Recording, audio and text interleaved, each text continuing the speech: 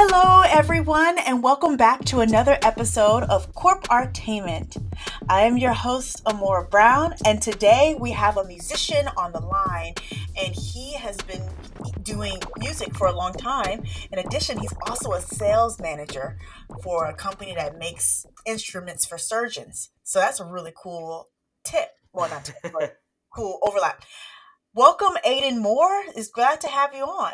It's great to have you on. Hey, thank you very much for having me. I'm excited to be here. I want to do that introduction again because I don't like how it sounded.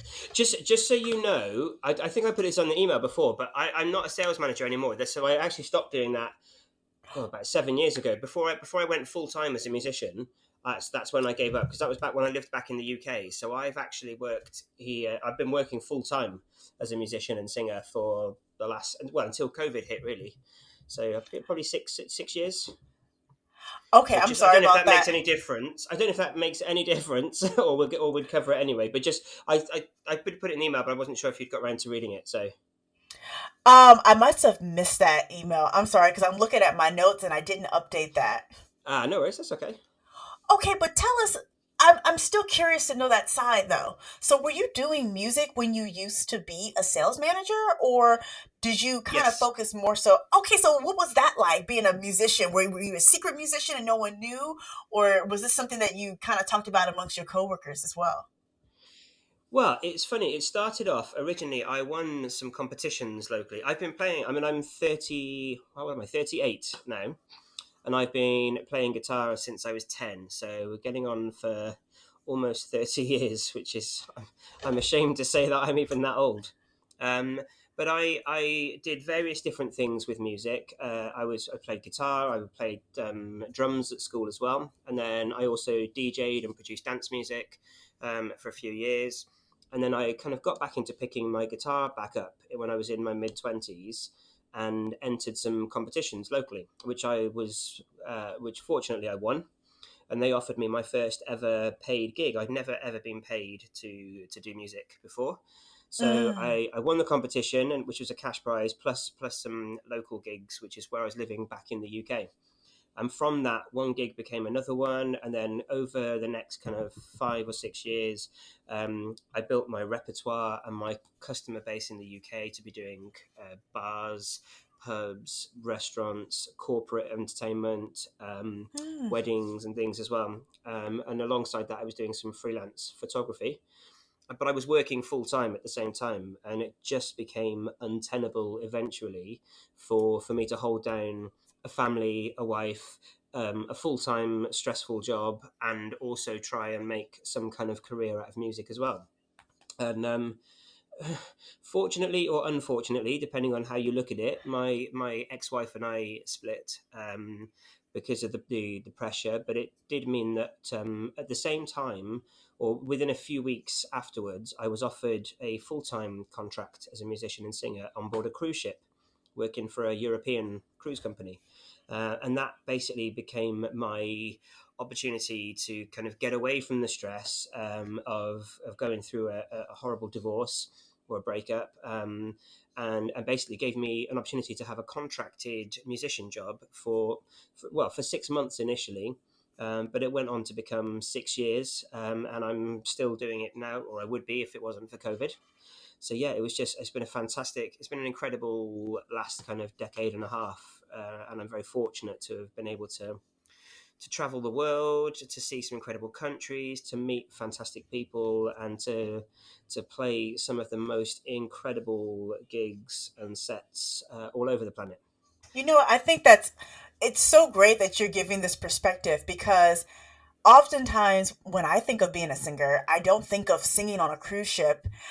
I don't even realize that that's an option. Honestly, I think of okay, I Neither have to did go to a I. studio and make an album. Yeah, it's really interesting. So, what was it like? Did you audition for this, or did someone notice your music? Just that you may have had out already, or how did the opportunity present itself to you? Kind of. So the way it started, just before I actually went full time, I would say I was gigging and performing at least twice a week, every week. Some weeks Mm-hmm. more than that. If I was doing weddings, some corporate events, I could be doing over holiday weekends, or so Easter weekend, a 4-day weekend. I could be doing as many as 5 or 6 shows in a weekend. And by that point, I realised that I was able to do something at probably a slightly higher standard than your average kind of bedroom guitarist and singer. With the experience that I'd gained from starting off and working my way up. I had some friends and family that used to go on cruise ships, and they'd mentioned to me that they said, "Oh, I should give it a try. I should see what happens. Maybe I could go and do it for like jump on board somewhere, do a week, and then come home."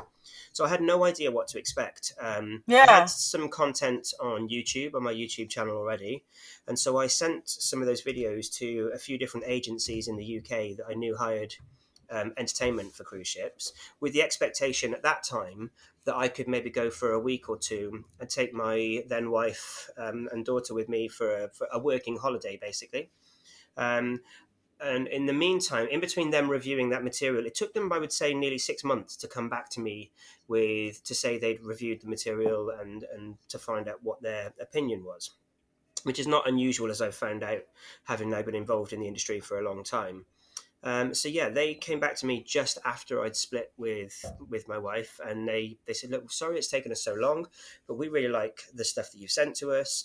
We have an opening on a ship that leaves in 2 weeks. We're looking to fill that position. We like what you do.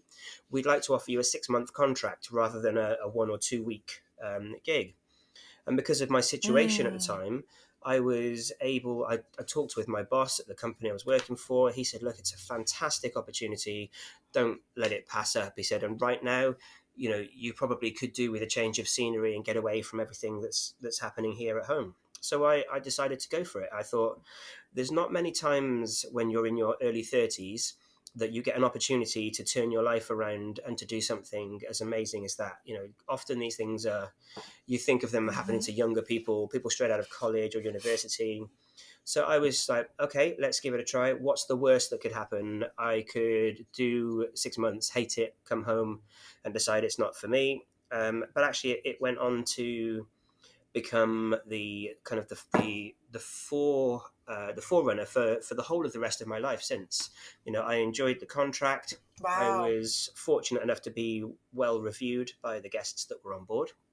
And so from that, I was then offered, I was asked where I would like to go next. So rather than kind of being told, because my review scores were high enough, they basically asked me where I wanted to go. Mm-hmm. So my second contract, I looked at the itineraries for the ships and said, I'd like to go to Dubai, please.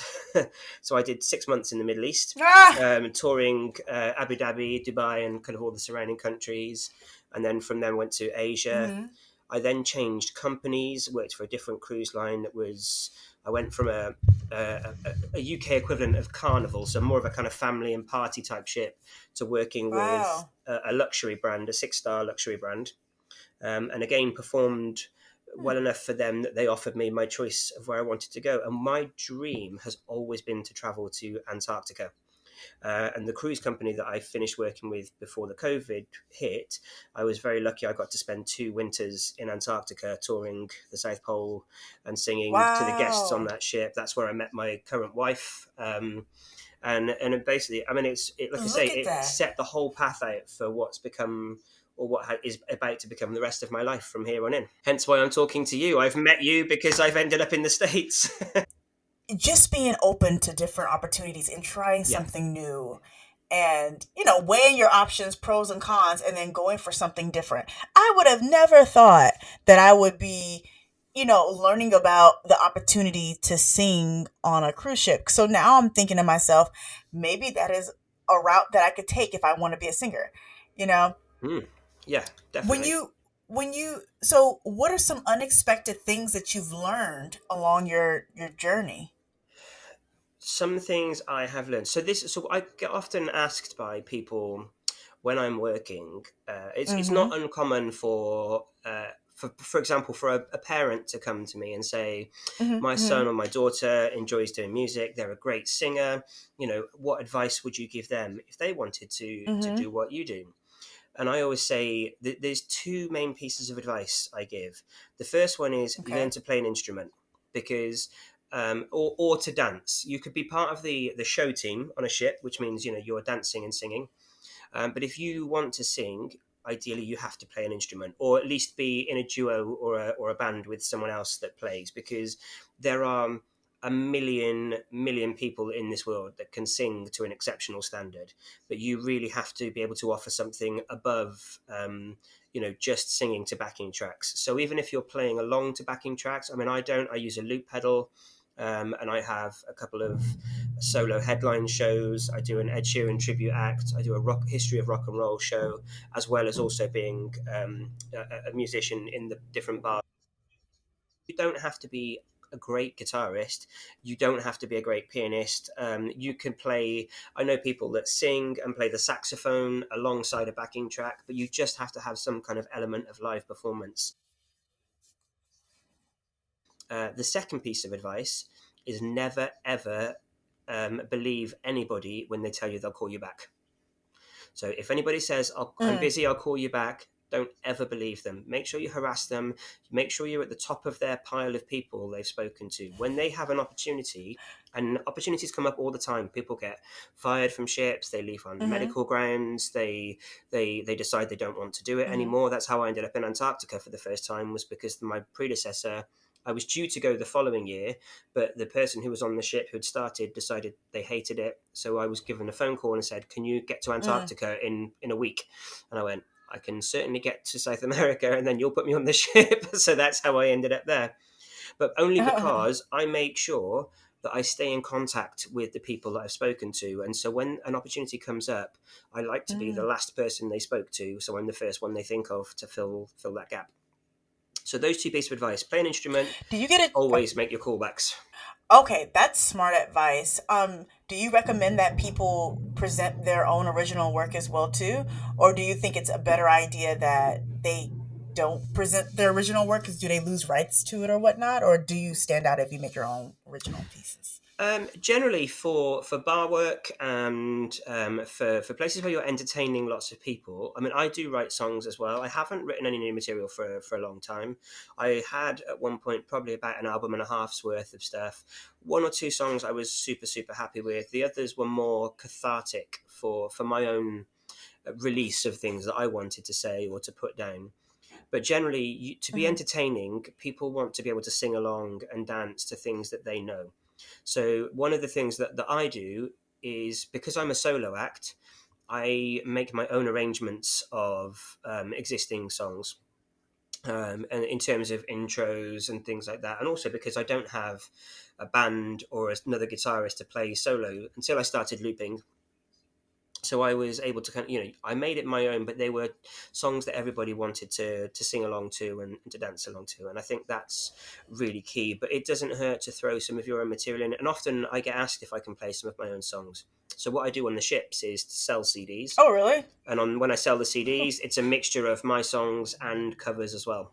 For someone who is new to getting their feet wet into this industry, like, and it is a different direction of the industry, what advice would you give them about getting, I guess, into it? Like, would you say like to be competitive you need a certain amount of experience, or to be competitive you need a certain amount of training, or what exactly, or is it really just like being the first person on someone's mind when an opportunity comes up?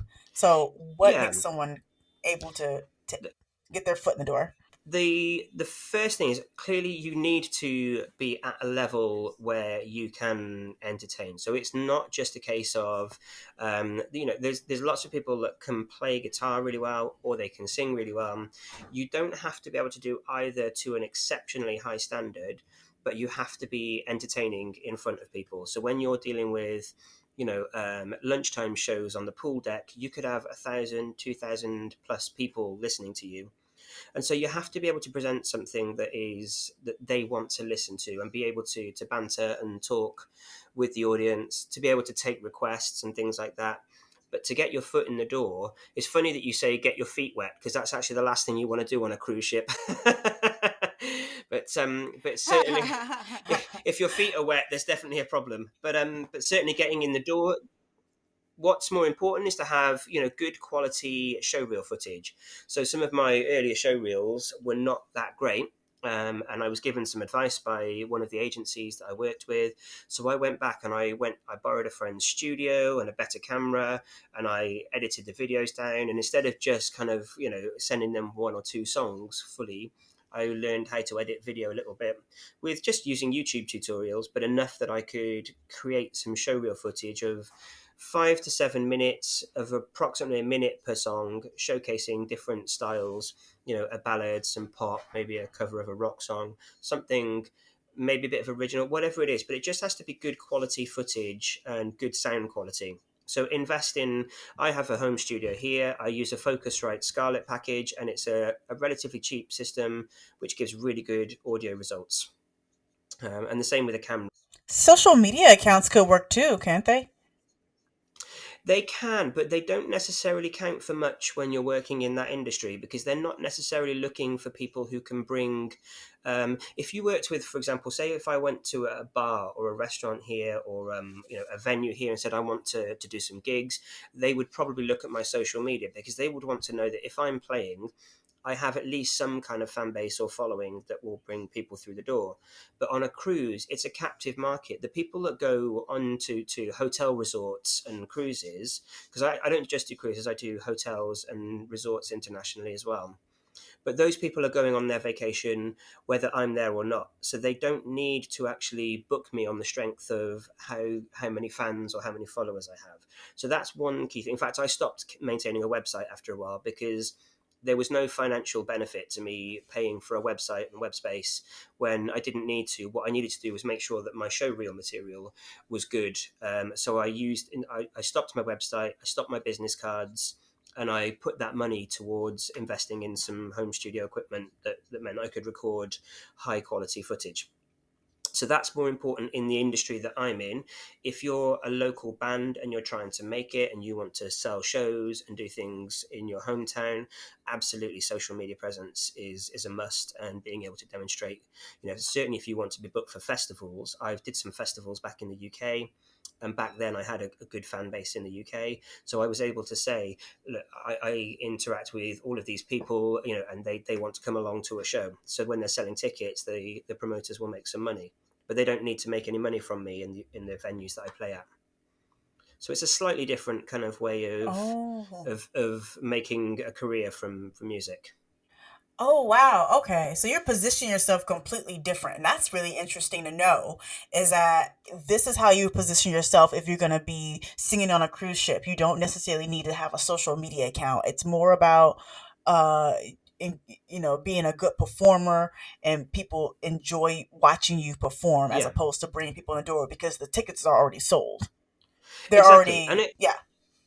my social media accounts, basically, I use my social media accounts for two purposes. First of all, is keeping in touch with friends and family back home when I'm traveling, because I'm often away. My contracts are normally anywhere between 5 and 7 months at a time, so it's a good way to kind of keep in touch with people when I'm away. But the other good thing is I have my own personal account, but then I also have an acoustic musician page, and that's useful for guests that come to the hotels or come on the ships to be able to have a way to interact with you. They can leave feedback for you. They can say, I really enjoyed that show, Nice. or thank you for learning that song that I requested, etc. So it's a way for you to interact with people that you've already met, as opposed to trying to gain new followers. For a band that is playing original material and wants to get a foot up the ladder to bigger and better venues, they have to be able to demonstrate that they've got a big fan base. But I don't need that. Mine is more to communicate with people that are either on the ship or guests that have left, and quite often guests will come back. I've made some good friends over the years from people that have been out into the resorts or ships and have come back because they've enjoyed the entertainment. Not just me, but the show teams and the dancers and everybody else. But they rebook their vacation based on how much they enjoy the entertainment. And if you're a part of that process, which I have been, it's nice for them to be able to leave feedback and comments on your Facebook walls or Instagram, so that you can, and also that helps because you can send that feedback to promoters and agents for booking and say, you know, Yep. I want to be Yep. paid this much, not this Mm-hmm. much, and the reason I'm worth this much is Mm-hmm. because I have all of this Mm-hmm. feedback from these guests that say how much they enjoyed it. Wow. Yeah, that's a good way to show your worth. Yeah. Yeah, and at the beginning, you know, you like every other job, when you start out, you take a job at the salary that you're offered, and then gradually you begin to meet other musicians, other performers, and you begin to get a better idea of what you're worth in the industry based on what you provide. I worked hard to put together 3 or 4 headline shows that I perform in the main theatre stages, Mm-hmm. as well as being a bar musician on the ships. And so, for those reasons, I get a better salary than somebody who is just, you know, starting out and is just sat in the corner of a bar playing background music for people. But that took a long time. I mean, I've been in the industry That for sounds fair. over a Yeah. decade and a half, and so the things that I'm able to do now and can ask for, I certainly wasn't able to do that when I started. In fact, my first ever contract, they said to me, "You need at least 100 songs," and I said, "Yeah, of course I've got 100 songs." When I counted all the songs that were in my That's a repertoire at lot. that time, I was like, "Oh, I've only got like 45. I thought I had loads more than what I did." So I sort of lied a little bit and blagged my way and said, "Oh, of course I've got them." And I wrote out a list Uh-oh. of songs that I didn't yet know, but I was able to learn them. I have a lot of spare time during the daytimes. So I had time to learn material, and Yeah. I was learning, you know, 3, 4, 5 songs a day. And by learning, I don't mean memorizing, but just adding them to my repertoire, making sure I could remember how to play them, how the lyrics went. And I have an iPad with the lyrics on, so I don't need to worry about remembering words. Sometimes I can be playing for 4 hours a day, 7 days a week, so there's no way I would remember all of those songs off the top of my head. I use an iPad with the lyrics, but I know the songs. They're songs I've been singing for years. Well, I have a question for you from the previous interviewee. Her Okay. name is Cynthia D. Hilaire, and she is an actress and a writer, and she wrote a book about just a book of monologues. So she's a Yeah. wonderful writer as well too. And her question for you is, what is your purpose and what is your why? Oh, that's a really good question. I I'd like to think my purpose is to bring a smile to people's faces. Um, there's nothing that makes me happier than when people have enjoyed a performance, and it sounds like it comes from a place of vanity or arrogance, but it's truly about making somebody happy. And quite Mm-hmm. often, I over the years I've built an extensive repertoire of songs. Currently my song repertoire is somewhere between 600 and 700 songs, and so in amongst that there are some Mm. really unusual songs you might not expect somebody to cover on an acoustic guitar. I'll give you a good example. I was working in Crete in a hotel, and I was out there and met a family. And a young girl came up to me. She was 9 years Mm-hmm. old, and she said to me, "Do you know any AC/DC?"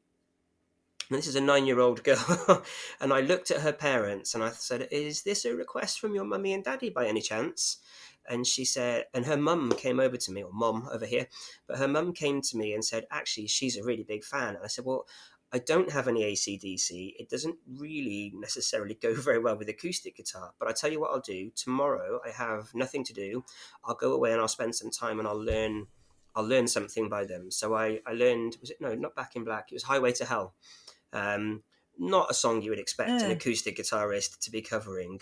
And I didn't tell the Mm-hmm. girl, Mm-hmm. but when I started playing it the next night, all of a sudden she turned around and her little eyes lit up and she was like, "That's my song, that's my song." And so for me, that's my purpose. It's to use music in a way that makes people come to life and to put a spark back into their day. I think that's probably about the best way I could put it. That's a wonderful answer. Now, for you, what is a question that you think I should ask the next interviewee? And it could be anything in the world, but I want it to be from you and I want it to be creative. Okay. I am very lucky that I have one of my dream jobs, and I would imagine that is the same for most of the people that you interview or talk to. They either have or are aspiring to their dream job. But if they Hmm. weren't doing what it was that they are currently doing or want to do, what would be their alternative choice of dream career? Wonderful. Thank you so much, Aidan, for coming on the show today. My absolute pleasure. Thank you very much for having me. I've enjoyed it. How can we support you in your future work? Well, at the moment, that question is open ended because it very much depends on the pandemic situation. But what would be great is as soon as bars and venues begin to open back up for live music, it would be lovely to have some support from you guys. If you want to put a note to say that I'm playing a show somewhere, then it would be nice to have some of the guys that are listening come along and say hi. And if they listen to the podcast, come and meet me afterwards. Just come and say hi. And let me know what they thought. It's nice to meet people over here. I've been in the States for a year, but with the pandemic, I haven't got to meet too many people yet. So I'm really looking forward to some of those doors reopening and starting to hopefully make some traction with a music career here in the States. So that would be fantastic. That's going to be super dope. We can't wait to hear more from you and see where you go after COVID, what happens, and how we can see and just see the growth. So we're looking forward to that. As the song says, from here, the only way is up. So we shall see what happens.